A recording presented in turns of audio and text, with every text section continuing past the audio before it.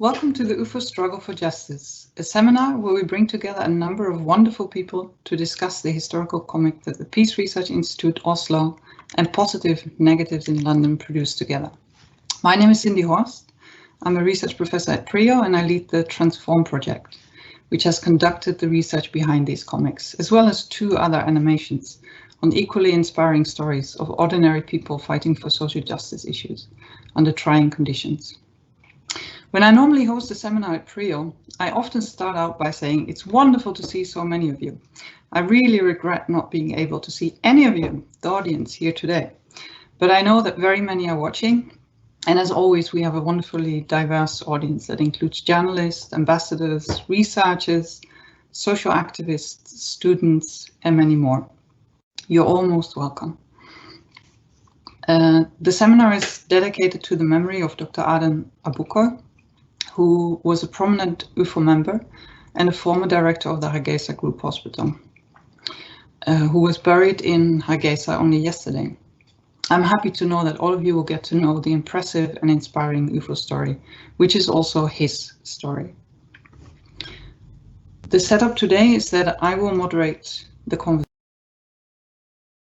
asking each speaker in turn a number of questions. At the same time, also there is a Q&A on the right. You will see that on your screen. So please type up your questions during the conversation. Sarah Christopherson will moderate the Q&A and read out some of your questions. Please make sure you formulate your questions and comments respectfully and constructively so that we can actually share them with everyone. I think now I would like all the presenters to introduce themselves, and we could start in reverse order. So starting with Hanna Ali. Hello everybody, my name is Hanna Ali and I am a PhD candidate at SOAS. I also work at CADE as Artistic Director. We do the largest Somali festival outside of the Horn, and it's a pleasure to be here today. Wonderful, thank you, Hanna. Ben, you're up next. Hello everyone, great to be here today. I'm Benjamin Diggs. I'm the founding director of PositiveNegatives and a senior fellow at SOAS, University of London. So I worked with the team to produce the comic books, which we'll be discussing later. Thanks. Thanks, Ben. And last but not least, Ebba. Hi, my name is Ebba Tillander. I'm a doctoral researcher at the Peace Research Institute in Oslo, as well as the International Institute of Social Studies in The Hague. And I'm researching the Uffo case for my doctoral research, and I'm mostly focused on their motivations and strategies, as well as their role in larger processes of societal change. So I'm really looking forward to our conversation here today. Wonderful, thank you so much. So I wanted to start with you, Ebba, because many of our viewers might not know the Uffo story, and you know it very, very well. So could you tell us the story? Sure. So in the early 1980s, Somalia had just lost the war against Ethiopia, and around Hargeisa there were a lot of, or many, refugee camps and serious negligence in the social sector, and especially the hospital and the schools were in really bad conditions. Doctors, teachers, and other professionals started to ask themselves what they could do to address the suffering that they saw in their everyday work lives. And Dr. Aden, which we are dedicating this seminar to, was especially important here as the director of the Hargeisa Group Hospital at the time. Because these professionals had high education, they could have easily gone abroad. Some of them had really good job opportunities that they turned down. They decided to stay in Hargeisa and address the situation instead. So they started with volunteering in schools and cleaning the hospital, as well as rehabilitating it. And 2 of the professionals started to write a newsletter to create more awareness. They saw this negligence as part of the oppression from the regime. And they called the newsletter Uffo. And Uffo means the sweet smelling wind before the rain. And this name really foreshadowed what happened next. So unfortunately, the newsletter got into the wrong hands, and one by one they were arrested, and the regime was targeting those from the same clan. They were interrogated and tortured for many months, and the day before their trial, they received the news that several of them were going to face death penalty. And this news spread in the city of Hargeisa. And on the day of the trial, secondary school students started to protest outside the court building, and many other residents joined them, especially women. And these protests, they were actually the first time that people were protesting openly on the streets in this part of the country against the regime, and the police and the military used force against them. But because of these protests, the Uffo professionals were not executed, so they were sent to prison instead.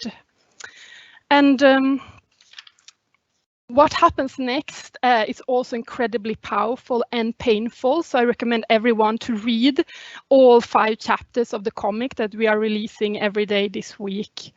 And some of the most powerful parts are in the last 2 chapters, so I'll end there.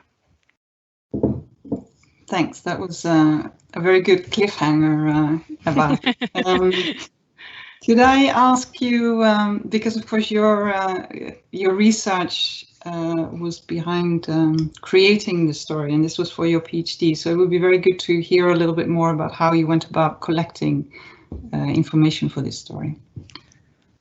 Sure. So I often get the question of how I got access to the people who lived these experiences. And I basically just took my bike to a cafe here in Oslo to meet with Ahmed Madar, who's one of the professionals who got political asylum here in Norway. And I met him at the cafe. And when I traveled to Hargeisa, he was also there to introduce me to the other professionals. And I was really lucky because a number of them had lived quite some time abroad in the UK, in Canada, in the US, and had quite recently returned to Hargeisa.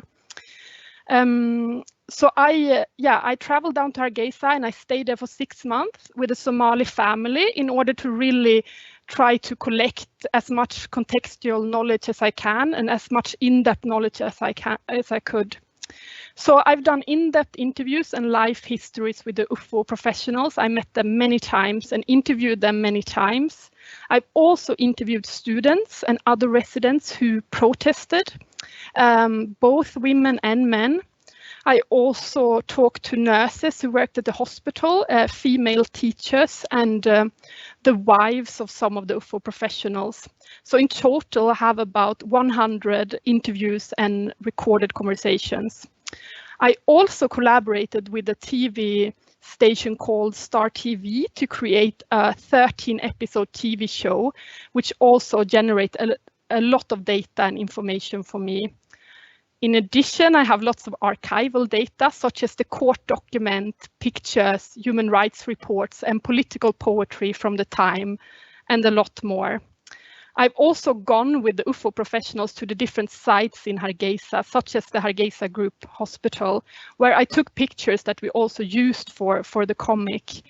And I would also just like to mention that I have other sources as well, such as, for example, Mohammed Barud, one of the Uffo professionals, wrote this beautiful book about his life story called The Morning Tree, which you also draw on in the comic.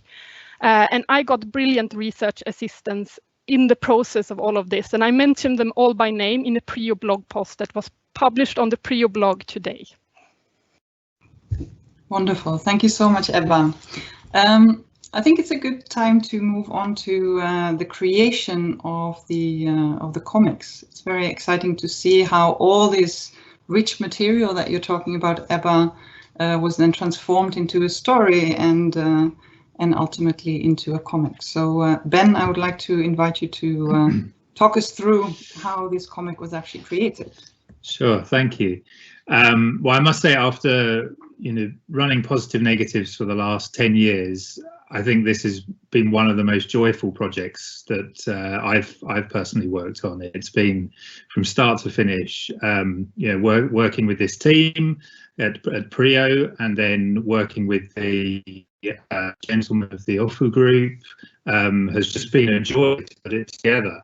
So I just wanted to run through and show you what we did. So excuse me, I've got to say next slide, please, to Indigo, who will push these forward. So this is us in 2018. So my colleague at the time, Poppy, and I travelled to Hargeisa, where we met Cindy and Ebba.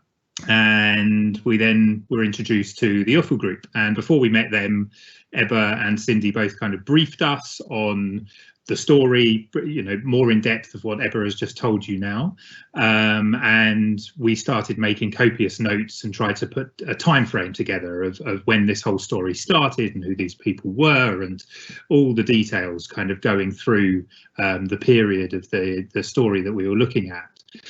And then we sat down under this wonderful tree at the Hargeisa Cultural Centre, I think it was, and we interviewed the gentlemen. We got to meet them, and we all drank tea and ate biscuits and chatted away. And one of the nice things was, this is such a difficult story in the sense of the complexity and the size of the story and the many years that it covers, and also the tragedy of the story. It's full of trauma and distress and struggles and lots of very traumatic, depressing issues. But one of the lovely things about working on this project was none of the Uffo group were anything but enthusiastic and joyful to work with, which from my perspective makes it therefore a very interesting and enjoyable project to work on, because the trauma is being presented in a way that is, you're able to talk and ask questions and work through these events with people. And I'm just looking at some of the faces there. I mean, there's some real wonderful characters of people. So Poppy and I then would run through all the notes that we had made, and what we need to make a comic is lots of visual material. So we need to ask questions of, okay, what did the prison cell look like? How big was it? Was it brick? Was it plaster? Was there colour on the wall? When the people protested in the streets, how many people were there? What kind of clothes did they wear? All of this kind of visual material that we then need to feed to an artist to be able to draw this work. So this is something that pops up in our work at Positive Negatives quite a lot, is that we can work with researchers and in-depth life histories. We do that a lot, but what is often missing is the real visual material, so that an artist can depict this very clearly, and it ends up looking like a moment in history. So we went through that experience with the gentleman there on two or three occasions on that field trip. And then next slide, please, Indigo. And then we came back to the UK and we started developing all of those notes and all of that information that we had recorded into a script. And because it was such a large story, and actually by the time we got back, Poppy, myself, Ebba and Cindy, you sometimes can't see the wood for the trees because we're so involved in the story, that we got an outside script writer who's done a lot of work with the BBC, John Saventi, and he started working on the script of how to turn this into a 15-page comic script. And that's not an easy job, because it can go off on so many tangents, and we could have easily taken any one of the chapters of this story and made it into a graphic novel itself. So we started working on that together and refining it into this script. Once we had done that, we then sent it out to be checked by all of the members, or not all of the members, but a group of kind of commenters on the script of the Uffo group, who would go through it and give Ebba comments back that this told their story correctly, this was the right way to depict their story. Everyone was very humble that no one wanted to be the hero of the story, so that was quite a struggle, that it was even many years, 20, 30 years on now, it was so important to every single member of the Uffo that not one of them was the leader or the more important than any of the others. So it was quite important for us not to name any one individual and continue to talk about the group. And so we refined all of that, and once we got their approval that they were happy with the script, that Ebba and Cindy were happy with the script, we could then translate it into Somali, and you can see there on your screen the yellow highlighted is the Somali version of the script.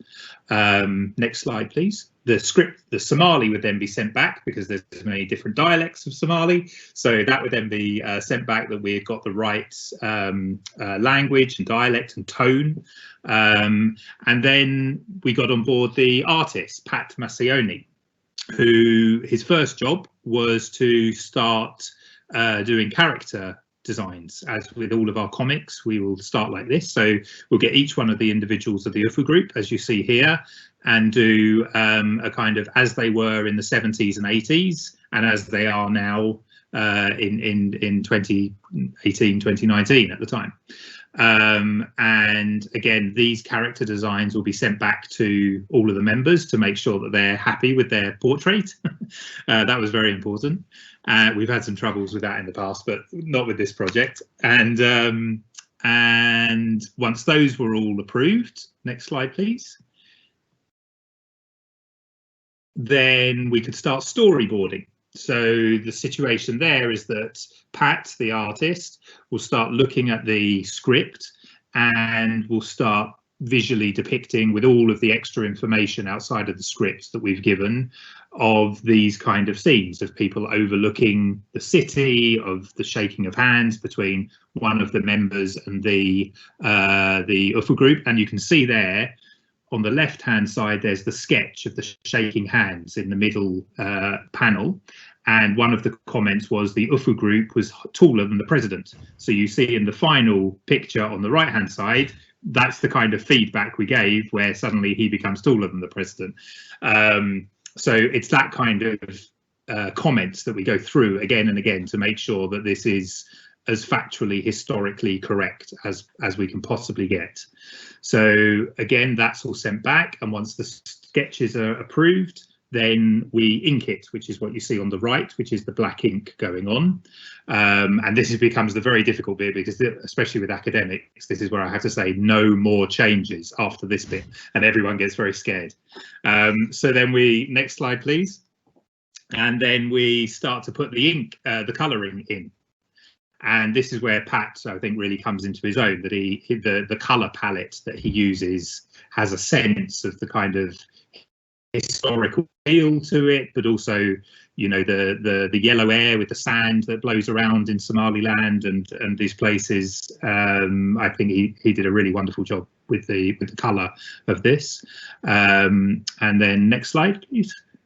And then so this is a particularly difficult bit where myself and the artist Pat don't speak Somali, so we then have to find a way of giving all these comments and feedback for each of the speech bubbles, for each of the panels, for each of the pages. And so we developed this kind of spreadsheet where Ebba, the Uffo group commenters, and myself and Pat could all kind of comment on the different speech bubbles in each different page. And I'm sure Ebba is remembering those wonderful moments of going through again and again, so we make it all correct.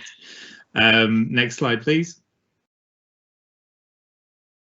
And then I think this is the final slide. So this is the finished product, where you have the English there on the left and the Somali version on the right.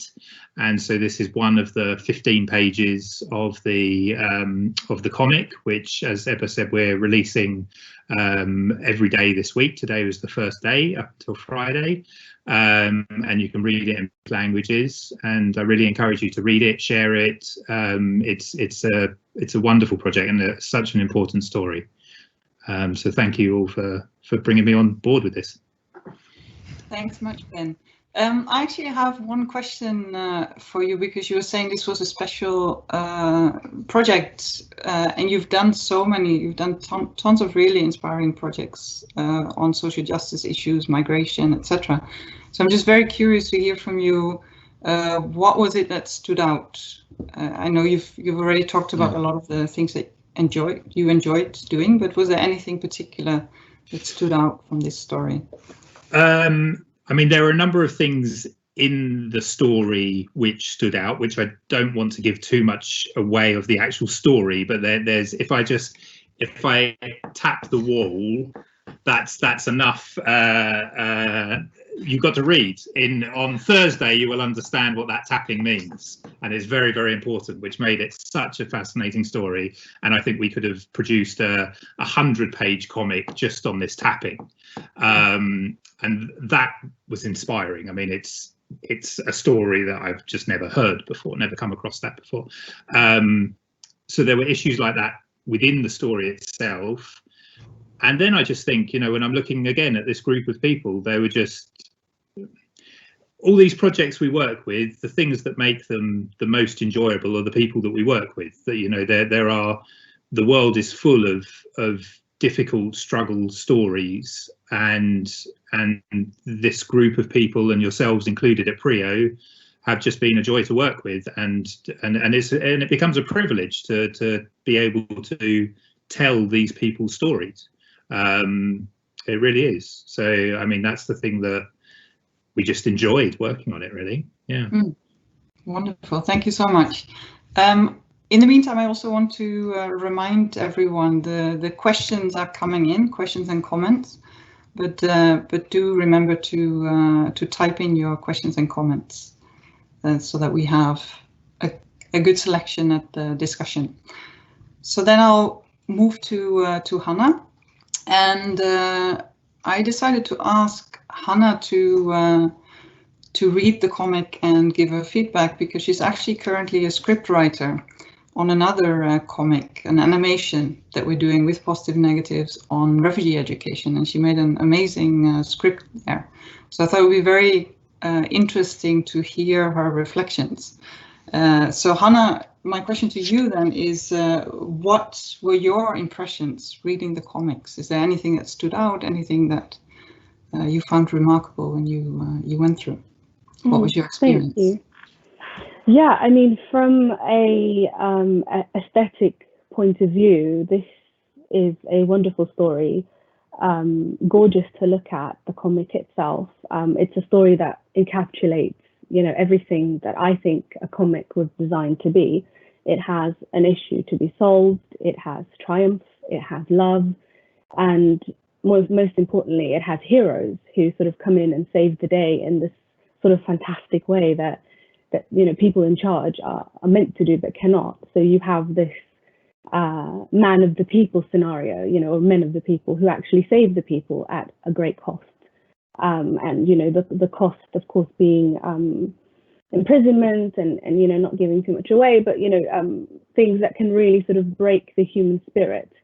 And there is an element of, I think, love that runs through the course of the comic, and indeed the real life story, and this sort of notion that love, ultimately love of your family, love of your community, love of your country, that inspires people to not only do better and step up, but also to not give up in the face of hardship.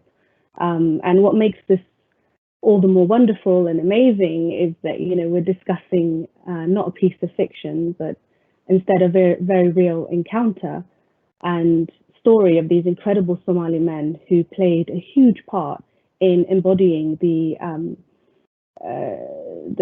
struggles and the determination of Somaliland people. And I think oftentimes in studies around the nation building process, there is a great emphasis on the farmers, the nomads, the sort of uneducated masses, as it were. But I think that Uffo is a testament to the young intellectuals, the highly educated men of the society who were the cornerstone in the independence movement and indeed in the formation of the Republic of Somaliland, and how you know, deeply inspiring is it to read a comic that is so rooted in actual testimonies of these brave men.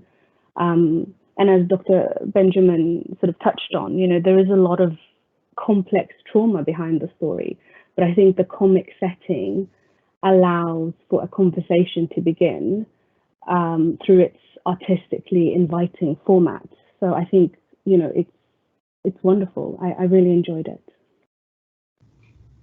All right, thanks. Was there anything you would have, of course, now that you're a script writer for comics, is there anything you would have done differently, or anything that you you saw that, yeah, that you thought, oh, maybe I would have done that in a different way? I don't think there's anything I would have done differently. Of course, my natural kind of, there's a little feminist that lives inside me, and she comes out very strongly when it comes to, you know, things I read. And so it would have been to maybe add the story of women more, you know, the kind of the intellectually, you know, highly educated women, the mothers, the wives, who are, you know, touched on a bit in the comic. But I'm sure there's bound to be some really interesting and unheard female voices that deeply sort of impacted and supported the movement. So perhaps adding that is the only thing, and that really is just nitpicking. I think it's a wonderful story, and we shouldn't take away from the testimony of these men by, you know, looking elsewhere. I think there's a lot there. Excellent. So what I wanted to ask all of you, from your own position, what do you feel might be the value of creating comics? Because, of course, PRIO is mostly producing academic research, and we communicate in many different ways, but not very often in comics, I must admit. So this is really quite new and different for us, and it would be interesting to hear from the perspective. Hanna, you're also a novelist, so you're an academic as well as an artist. Ben, you're producing these comics and you work with researchers, and Ebba, you're doing your PhD on this. What does each and every one of you think about the value of the comics? And maybe starting with Hanna? Yeah, the value of creating comics-based research is that it bridges a severely overlooked and important gap between academia and the arts world. Academic research is ultimately rooted in truth, or at least the seeking of truth, and where it lies between history and lived experience, you know, the arts world does the exact same thing, but arguably in a more interesting and attractive way, and in a way that delivers history and facts in you know, bite-sized format that allows the general public to almost get a crash course in history and geopolitics through this really beautiful and imaginative format of comics. Ultimately, I think, you know, comics are about heroes, and they're about ordinary people who do extraordinary things, and it's only fitting that this narrative is brought to the story of these 28 men who wanted to make a difference to the social welfare of the residents of the city of Hargeisa, and along the way inspired the resistance that led to the formation of Somaliland. So it has a great deal of value, I think. What about you, Ben? From your position, what do you hope it achieves? What do you feel the value is? Well, obviously, I think comics are the best medium to present anything in. But no, seriously, I think what Hanna just alluded to there is that comics sit so wonderfully between academic research outputs and the arts, and it's so interesting to work with artists who, you know, some of the artists, all of the artists we work with at Positive Negatives are incredibly intelligent, well-read, worldly thinking people, but they're not, most of them aren't academics, and therefore they challenge academics, and they challenge them to think about their research in different ways of how to present the research visually through a comic book, how to distill a 50-page peer-reviewed article into 15 pages of comic, how to allow the visual to tell part of the story, that or a lot of the story, which text doesn't need to play that part, and then allowing narrative to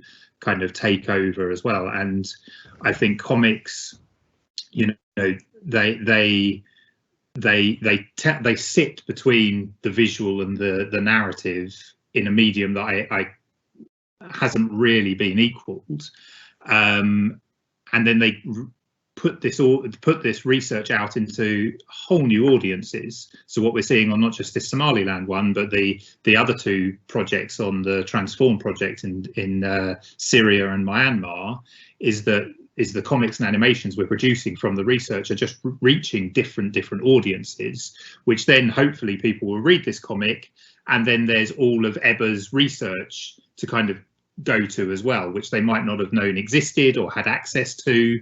But the comics are very, you know, on its very basic level, they're very shareable. You can put them on the Facebook and the Instagram, and so if you want to get research out there, that visual depiction of them is, I think, incredibly important. That was a great sales pitch. Yeah, it was good, wasn't it? Yeah, excellent. But yeah, we've already bought that. Ebba, what are your reflections? Yes, I would also love to comment on Hanna Ali's comments, but I'll start with my reflections. Yeah, I mean, just like Ben said, the comic can communicate to new and wider audiences and to people who may not normally read research or academic texts. And as a researcher based in Norway, I think it's so sad to see how the common perceptions of this part of the world, of the Horn of Africa, is very much centered on this narrative of crisis and conflict and violence. And it's just such a flawed and unbalanced picture. And a comic can really help to communicate these other aspects of the human experience that are really essential, like courage, people caring for others, agency, and things like creativity, things like that. And I mean, in Norway, there are more than 40,000 Norwegian Somalis living here, and this comic is an example of how it can look like when we start to tap into their life stories and their backgrounds and what they have gone through in the past. So I think it can really challenge some of the prejudices common perceptions that are out there. I would also just like to mention that in Hargeisa, even though the Uffo story was so crucial in the history, not many young people have heard about it. And I've seen how inspiring the Uffo story can be to young people. So for example, I worked with some research assistants, and Shukri Sagal, one of them, once she got to know the Uffo story through the process, she told me one day that Uffo is life-changing. And she was so inspired to hear these stories from her past, because she grew up hearing stories of violence and division, and this inspired her to also start her own social projects together with one of the other research assistants, Nasra Mohammed, and they started to collect books for libraries to schools in Hargeisa, and that was really cool to see the inspiring power of the Uffo story. And even the process of creating this story, of course. Do you had some comments also to respond to Hanna?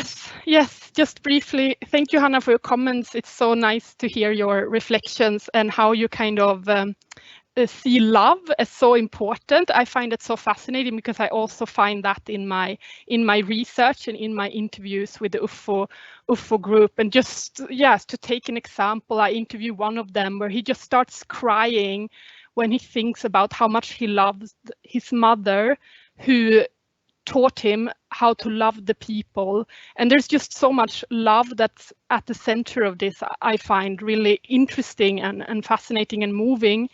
And then there's the love for the nation. They grew up and they were children at the day of independence, and there was this love for the newly created nation and wanting to contribute to that nation. That's really key in many of the interviews. So I also just yeah, I'd really appreciate your comment about this being very much focused on the stories of men rather than women, and I agree with you, and I would just like to address it in the sense that there's so many things I could say, but in the comic, just as to balance, it doesn't balance fully, but to balance a bit, there are a lot of the protesters were women, and a lot of the students who protested were women, and we really tried to show that in the comic.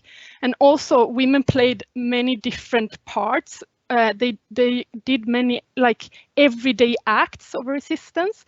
So, for example, they smuggled in notes in the food when Uffo was in prison in Hargeisa, and then they smuggled out notes. They also smuggled in cameras to the prison so they could take pictures of the Uffo group, who were becoming more and more famous in Hargeisa at the time. So this is just to give some examples, and we try to hint at this in the comic, because when you see the prison, you see this line of women outside.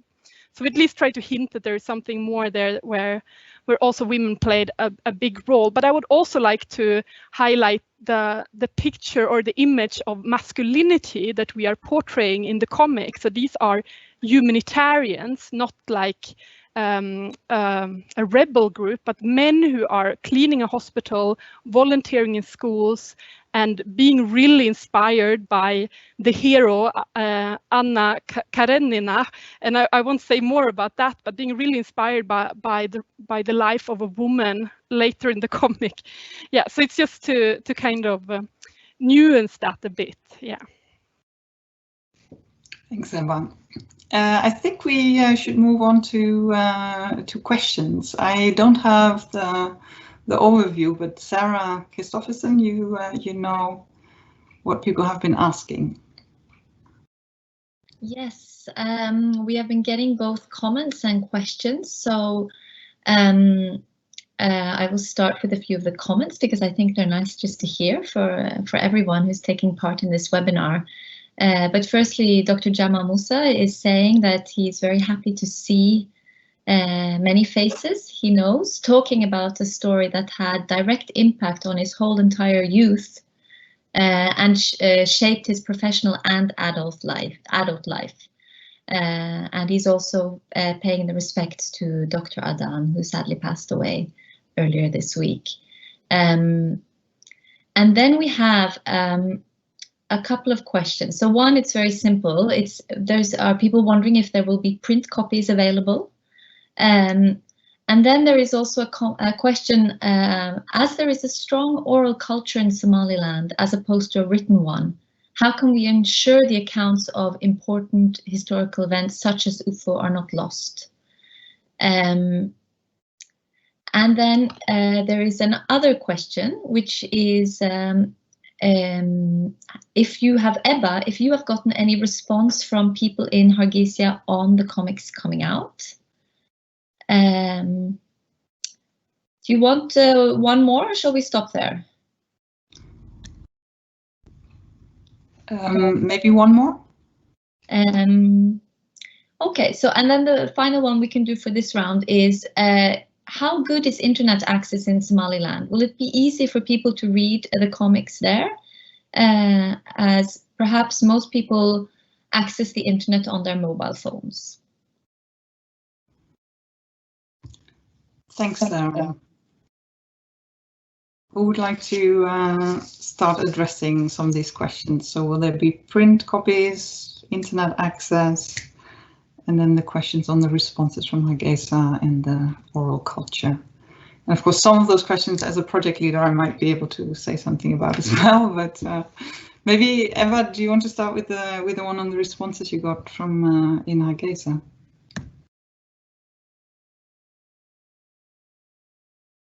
Yes, I mean, we're launching the comic now, so I will be able to answer this question a lot better in a few days' time. But I have, of course, sent it to some of my contacts and friends who are mostly, yeah, I'm really moved by their reactions. Like they find it extraordinary. And as I said, there were so many young people who hadn't even heard about Uffo before, and now they get these stories in the form of a comic, and that it can be understood also by people who are not that fluent in reading, for example, and that we have both a Somali version and an English version. And it's really about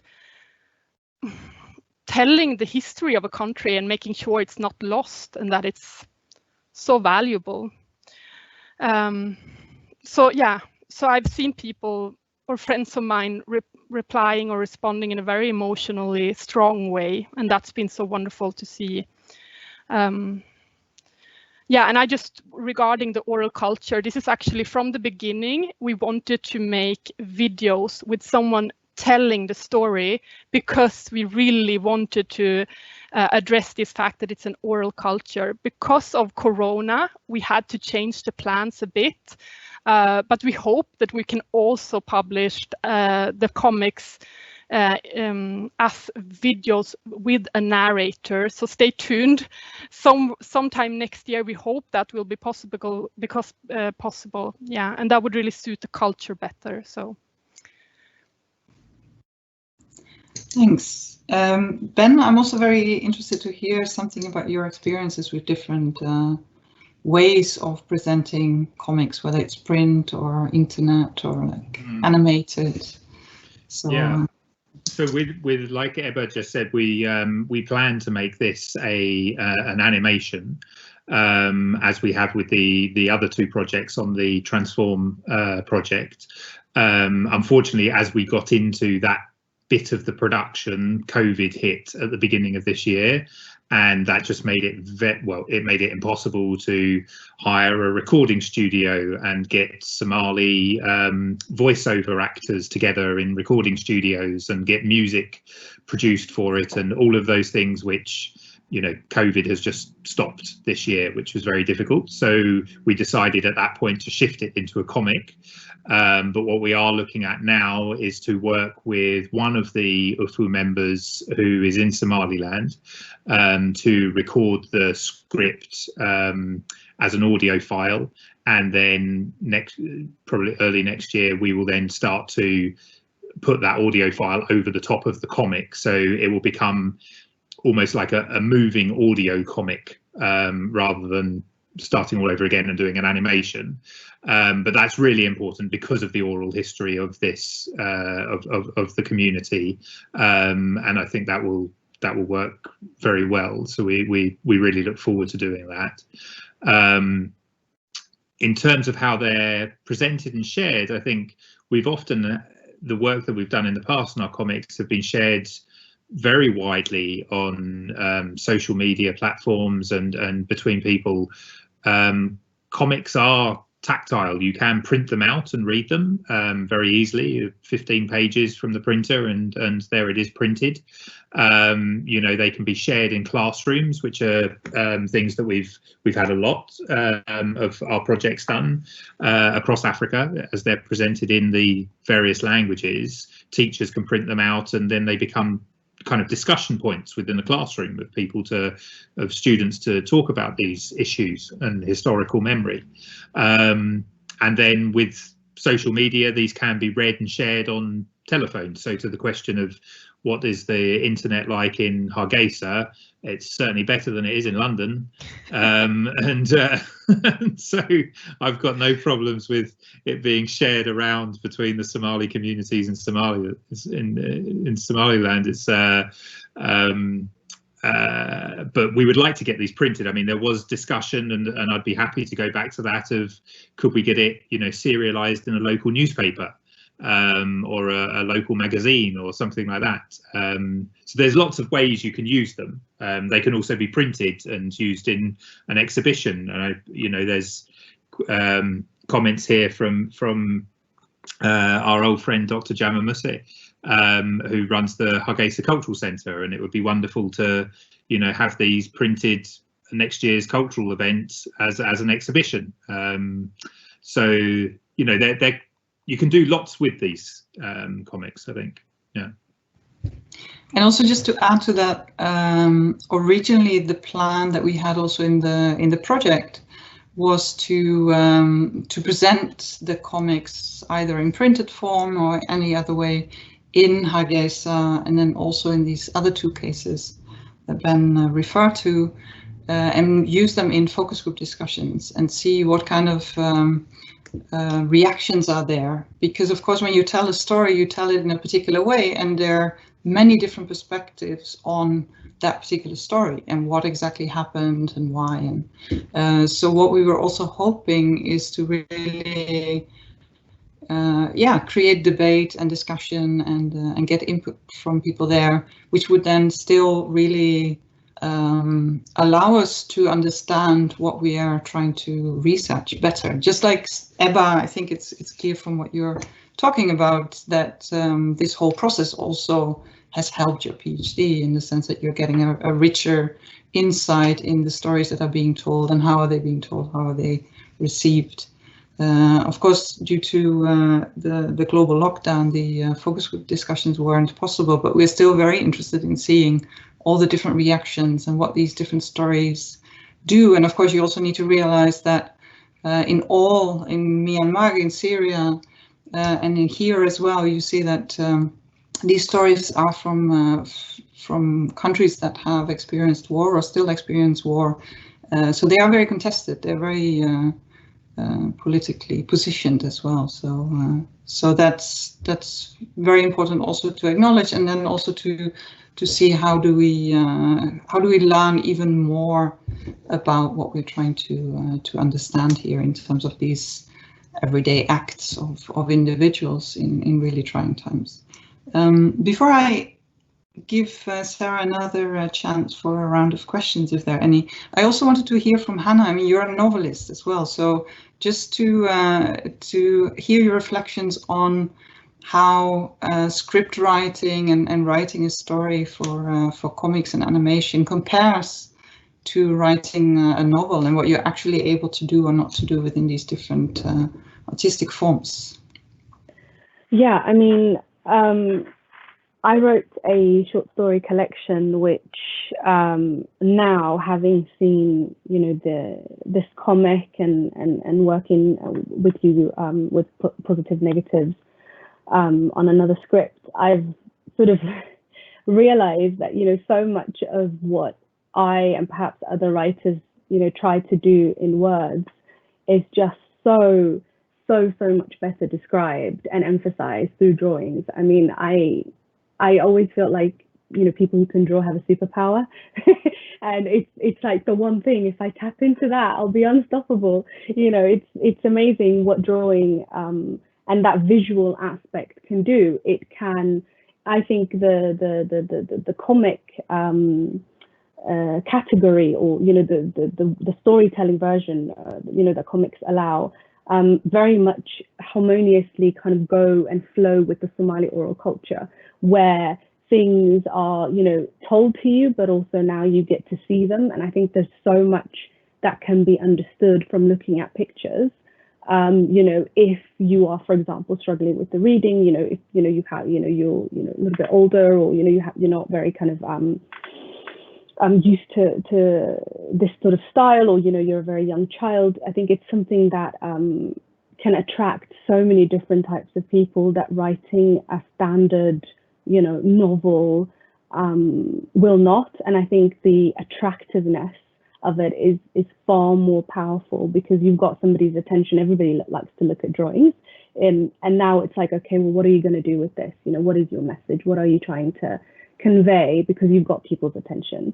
And I think that in itself is a very powerful format that needs to be kind of merged in with all these amazing stories that are coming, you know, from across the Horn, but, you know, in this case, the Uffo and their tremendous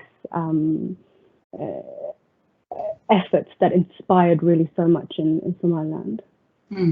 That's a beautiful way of putting it, and it puts a big responsibility also on the creation of these kind of comics. Sarah, do you have any more questions or comments that you would like to read out? Yes, and actually, the last comment from you there, Hanna, it also says what it's along the same lines as Dr. Musa was also saying in the comments here, where he points out that the value of the comics as visual art is that it also fills the gap of an oral society that would read less.